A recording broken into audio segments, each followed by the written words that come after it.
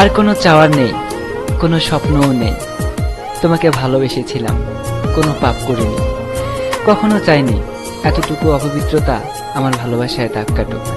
আমার সমস্ত আস্থার বিশ্বাস থেকে তা রক্ষা করেছি, যার ফলাফল তুমি হারিয়ে গেলে। ভেবেছিলাম স্বপ্ন আছে বলেই মানুষ বেঁচে আছে, স্বপ্ন আছে বলেই মানুষ তার লক্ষ্যে পৌঁছায়। আজ যা বুঝলাম তার সবটাই উল্টো। স্বপ্ন কখনো সত্যি হয় না। তোমাকে কোনো দোষ দেব না, ভুল যা ছিল সবই আমার।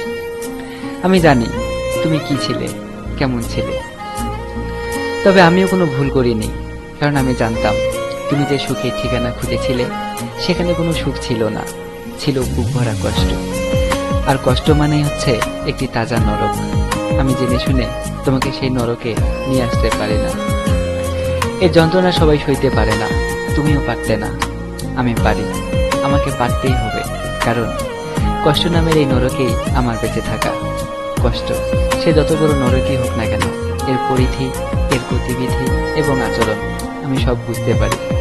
আমি জানি তুমি এটাই বলবে, আমি ধোঁকাবাজ, বেঈমান। কষ্ট হলেও সয়ে নেব, কারণ এটা আমার প্রাপ্য।